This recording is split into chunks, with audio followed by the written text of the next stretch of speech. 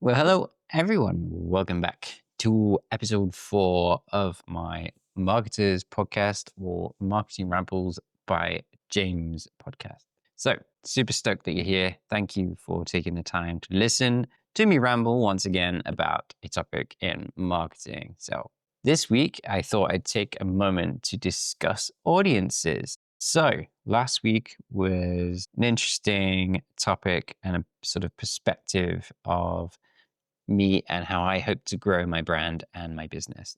And kind of starting from nothing and being someone that's particularly unknown. Nobody knows who I am yet. And I hope that changes over time and this brand grows and everything is hunky dory, kind of my interpretation of Behind the Diary anyway. So if you missed that one, check it out. It's in the show notes below. And if you continue on this playlist, you will find it. Okay, so episode 4. So today I want to talk about audiences. So when it comes to marketing your business, audience is really important. And the reason for that is because it's going to sound really stupid and I apologize. I'm not insulting your intelligence, but what it is essentially without an audience, you can't do much. But with an audience, anything is possible. And quite a few people I follow online say the same thing. So it's kind of without an audience, it's like you're talking to no one and you can't sell to anyone.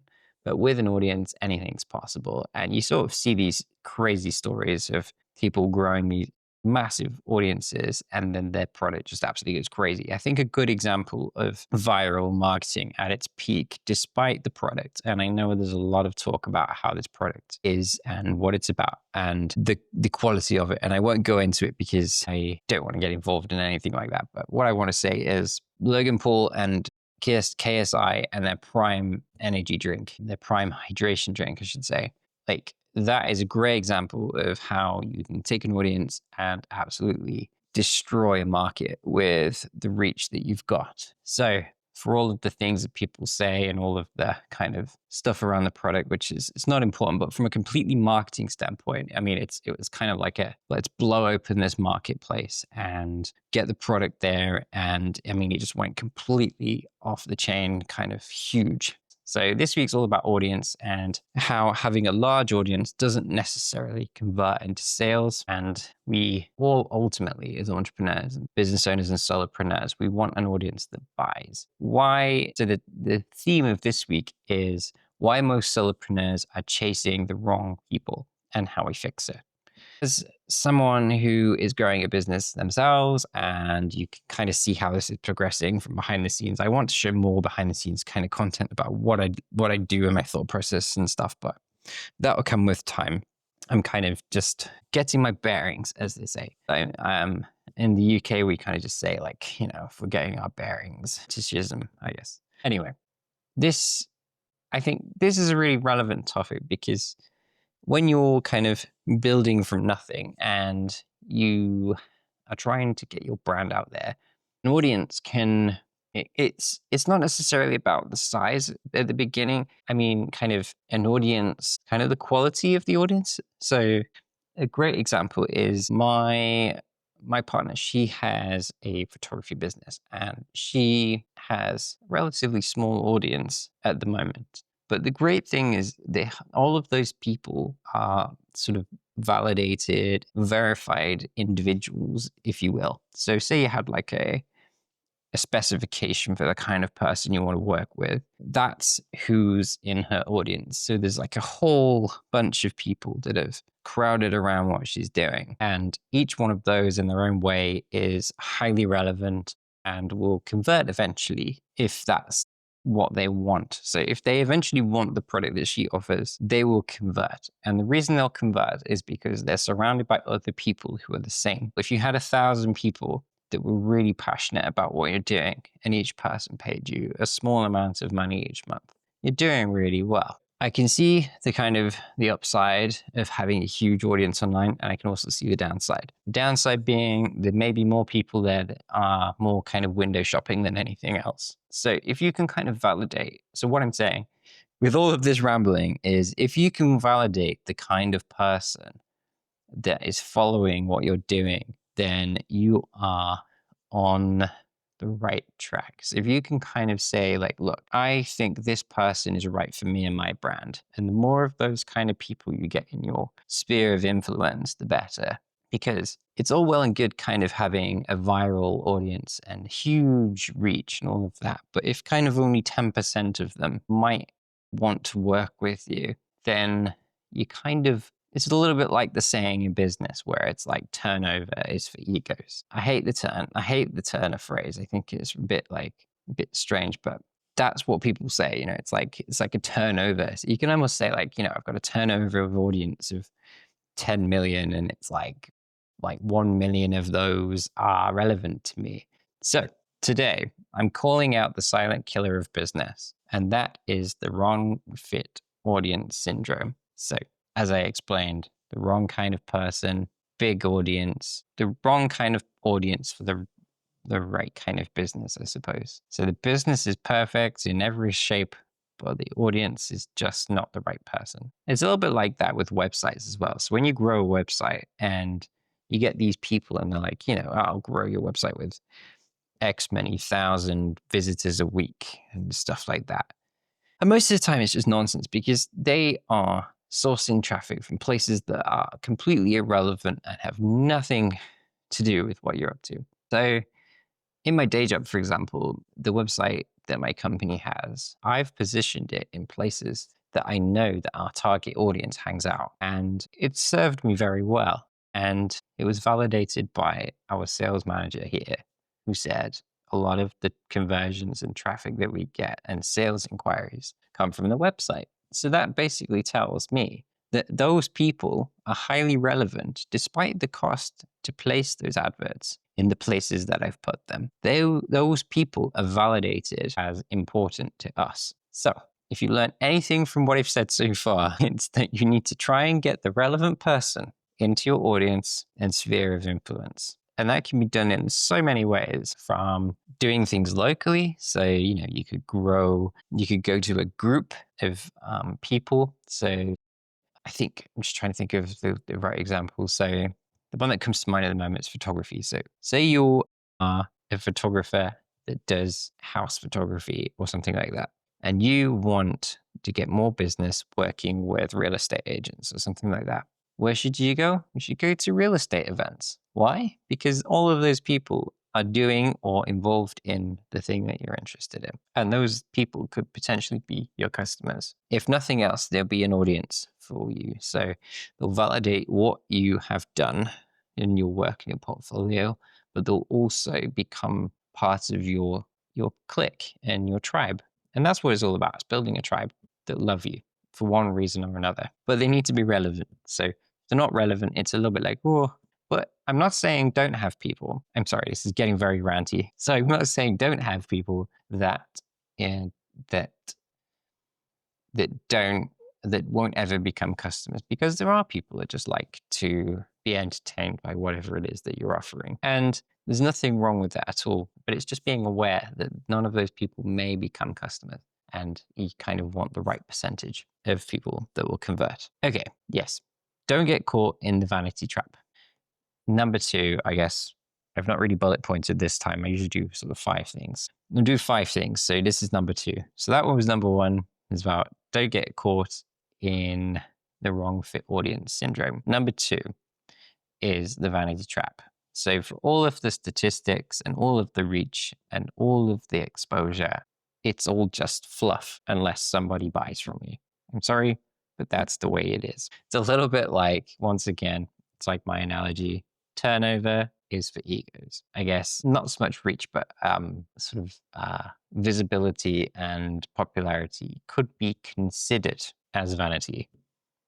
Because we all want to be loved, So it's kind of one of those things. So yeah, so if your calendar's empty, but people are loving you, then there's something kind of wrong with the whole thing. So it's a bit like me. So say I had a video and it went viral and everybody was like, oh my God, that's the most amazing thing anyone's ever said about marketing ever.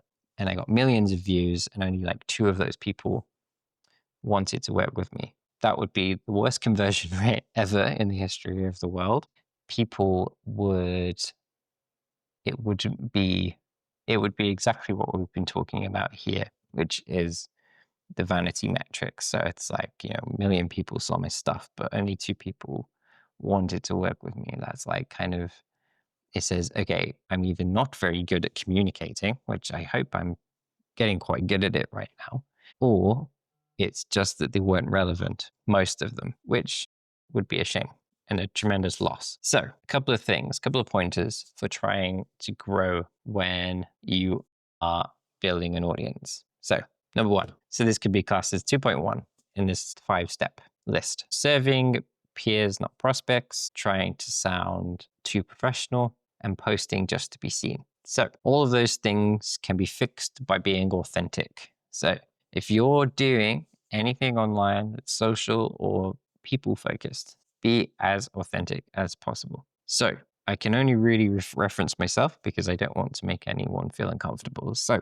if I put myself into context with authenticity, this is me. I'm wearing casual clothing because that's how I feel comfortable. And I'm talking about marketing because I love it. Yeah, authenticity. And I want to share with you because I want you to win in your business with marketing because it's so difficult. I mean, there's so many people that talk about it in complex ways that don't really go anywhere. It's kind of like, I mean, at the moment, AI is a big trend. So everyone's like, oh, AI is killing search. But thing is AI is not killing search. If anything, AI is making search get better for everyone. Where businesses fit into that is things that we need in a more conventional sense. If anything, things have kind of gone to the places where businesses fit in has become more of the grassroots kind of things people were searching for. So like locally, I would say it's a good example. So AI will never replace the kind of local business in context of where you live. I think so. Like for example, you want to go and eat some food. Okay, so for those businesses will never get lost off search because they will always be relative to person searching. So someone searching from London looking for fish and chips will find the best fish and chips restaurant, and that place will be earned as I think as time goes on. I reckon the emphasis on earning the place in those local searches will become more important, and that's where we can use our human intuition to get around this AI like onslaught that we are facing right now. So I would say if there was anything that I could help a business with right now when it comes to this AI movement is, I told you I was going to get ranty, is that AI will never replace human communication and networking. So what will become more and more apparent is the importance of connections. So if you want to grow your business, the relevance on search has kind of been lessened. People are searching more and more than they've ever searched for things.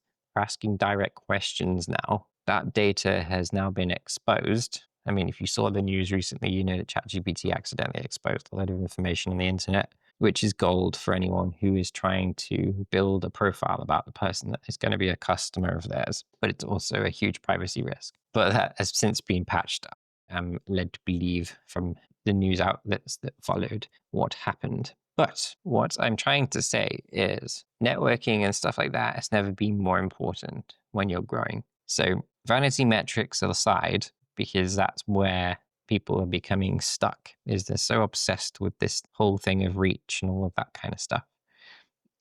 There's a lot of things to be said about actually communicating with people one-on-one and stuff like that. Like I would say some of my best interactions so far with my business, for example, have been where I've used people in my network of influence, people I know and people that I know might be quite interested in working with me. I've even spoken to them in person or something like that. So the human aspect going forward with marketing is going to be highly important. And I may be alone in this thought. Maybe I'm wrong. Maybe people are assuming that it's going to be this whole AI future. And I think when people are getting obsessed with this SEO death, as they're calling it, they're kind of viewing it as the be all and end all of business. And it's kind of interesting that I haven't seen a dramatic loss of traffic to the website from my day job. Some of the things that I've done previously have kept the thing going. As I said before, I've got some paid kind of advertisements in some highly relevant places, which has meant that the traffic has stayed consistent. This is the whole kind of thing about vanity metrics. You don't want to get caught up in it. You want to kind of try and create this evergreen traffic situation where you're always showing up in the places that your people are hanging out. And the more and more as things change online and stuff like that, the more relevant this is becoming, because I mean, people still read newsletters from blogs. They still go to the same places, industry specific places, to get their news and insights and stuff like that. And if you can show up in those places, your traffic won't drop.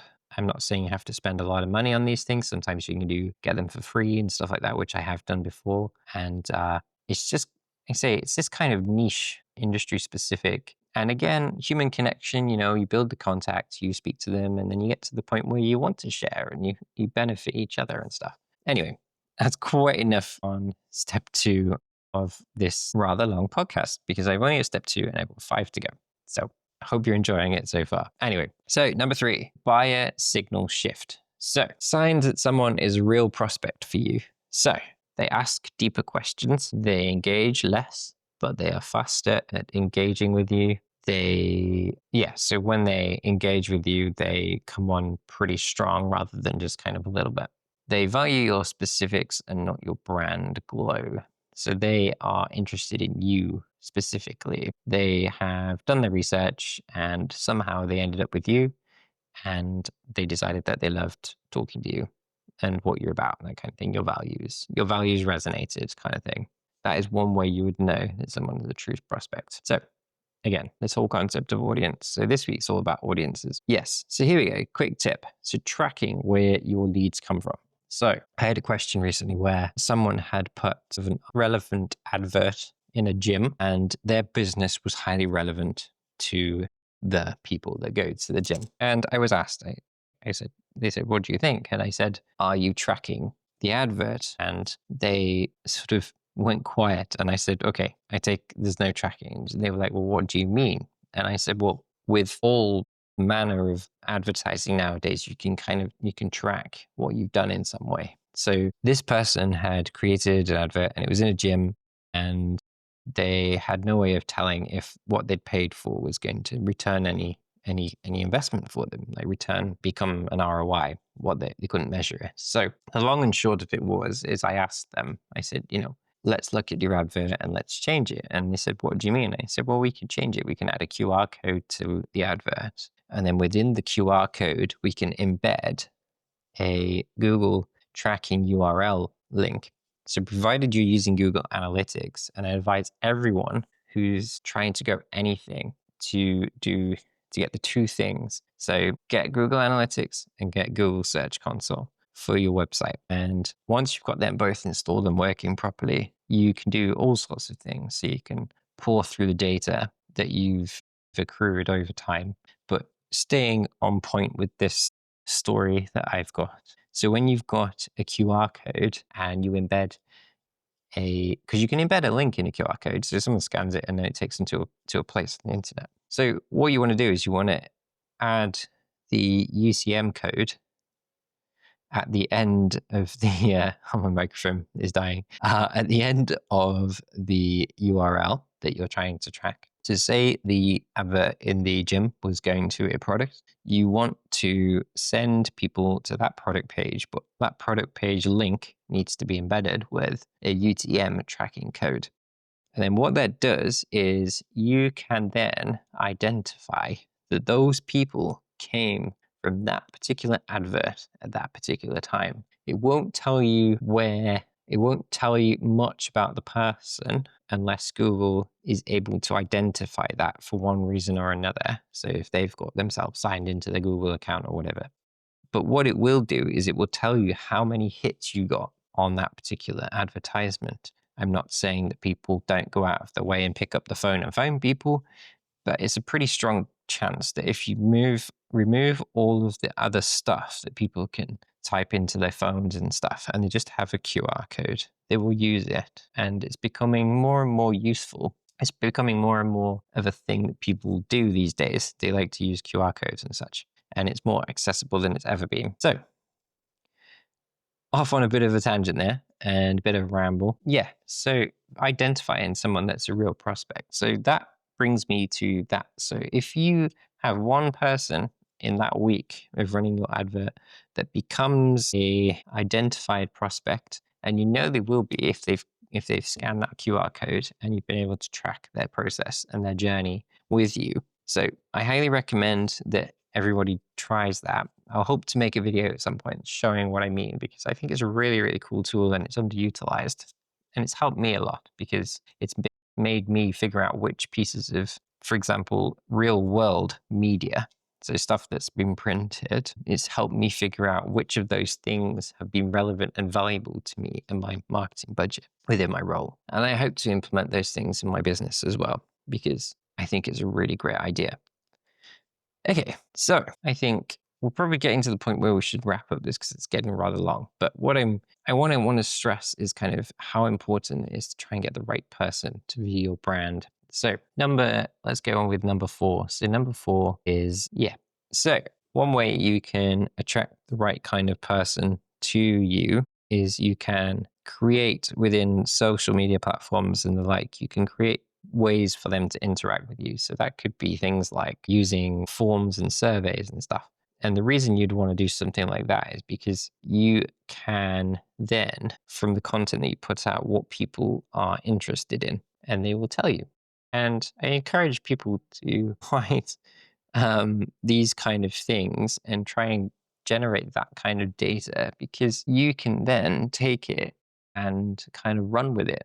So I think what I'm saying for this 4th and kind of final point on my rambles about marketing and audiences and stuff is the more information you can gather about people and their interactions with you, the better. So I think number 4, when it comes to audiences and building a marketing around your business, is to kind of try and identify as much information about that person as possible. And it's becoming harder because of GDPR, and I think the other one's CCPR or something, the California one, and all of that, and tracking cookies and things. But what will always stay true is people will at some point divulge the information that you need. For all of these privacy protections and things, there will always be breadcrumbs, so to speak, of things you can use to identify them. And the more of that you can find, the more you can kind of adjust your campaigns to suit. So I think there are technologies out there that bypass the whole cookie and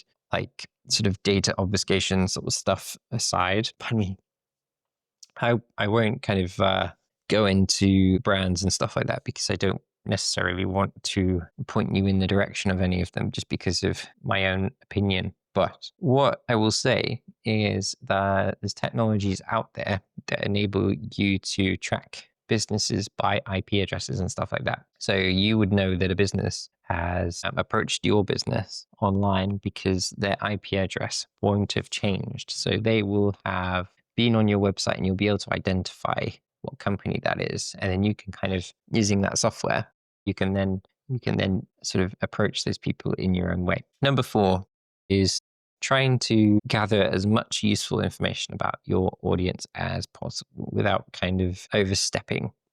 And it's so easy to do. And in some ways, it's also hard at the same time. I mean, my country, in the UK, we've just rolled out this whole thing with age verification. So if your content is anything remotely what would be deemed as inappropriate for younger people, you're just not going to, it's just going to change because people are going to have to verify and stuff to view. So yeah, things have changed a lot, I would say, in the last 6 years. I mean, I remember the time before GDPR and things like that. You know, it was, everyone was like, oh my gosh, you know, GDPR is coming. And the more and more these regulations come through and stuff, the harder it will become to track things by conventional means. There will be new ways of gathering that information, and I can almost assure that will be the case because people need to try and figure out who is visiting their website, who is interested in their products for whatever reason. So we're kind of, whilst we're worrying about that kind of thing, you've got sort of big tech